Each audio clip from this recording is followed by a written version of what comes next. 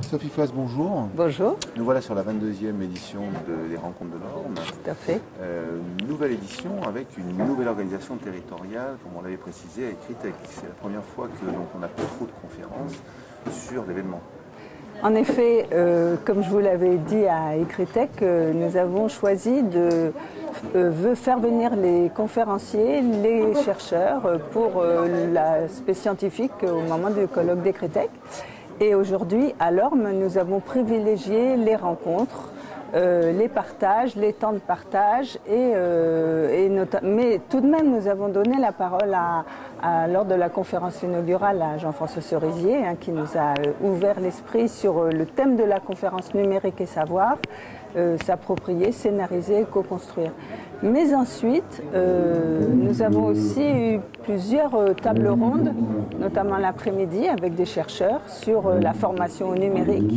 Et nous avons aussi, dans l'espace présentation, permis de plusieurs rencontres entre chercheurs et praticiens. Voilà, l'objectif de l'Orme, c'est vraiment cela, c'est de permettre à tous les acteurs du numérique, que ce soit l'éducation nationale, les associations, les éditeurs, les collectivités territoriales, les chercheurs, l'ESPE, l'université, de partager pour permettre de faire avancer la pratique. Voilà, parce que on se rend compte qu'on produit beaucoup, on réfléchit beaucoup, on veut faire avancer le système en fonction de cette intrusion du numérique dans nos vies et dans les pratiques pédagogiques.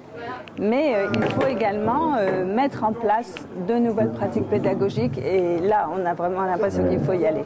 Alors vous avez organisé justement le salon en fonction de ça. Il y a des espaces thématiques, des nouveaux genres d'espaces d'exploration.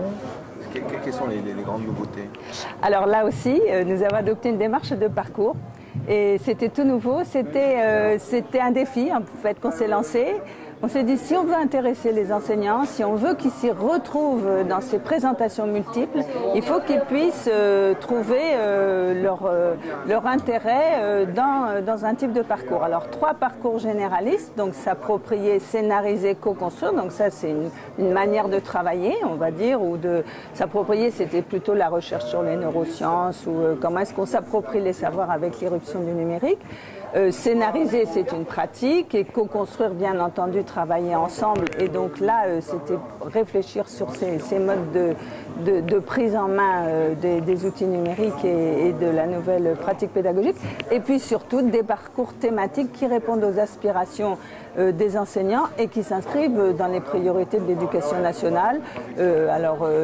Code à l'école, jeux numériques, bien entendu, très important dans les pratiques. Tout ce qui est éducation média à l'information, l'enseignement moral et civique, l'éducation artistique et culturelle aussi qui a très très bien marché, les collectivités, un parcours collectivité et un parcours international aussi qui est très dense et notamment avec eTwinning qui est très présent pendant ces journées et ce dont je me félicite parce que avec eTwinning on change vraiment aussi le rapport à l'enseignement puisqu'on travaille par projet. Et donc cette prise en main du projet, le travail en collectif, le partage, la comparaison avec ce qui se passe aussi à l'étranger permet vraiment de faire avancer la relation à l'élève et ça, on s'en félicite beaucoup. Des échos que j'ai eus là, en une journée, je n'ai que des bons échos sur ces parcours.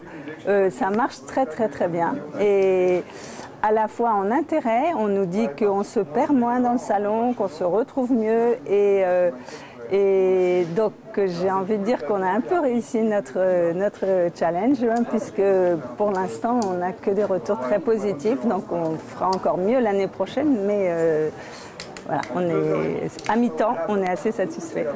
Merci. Merci beaucoup.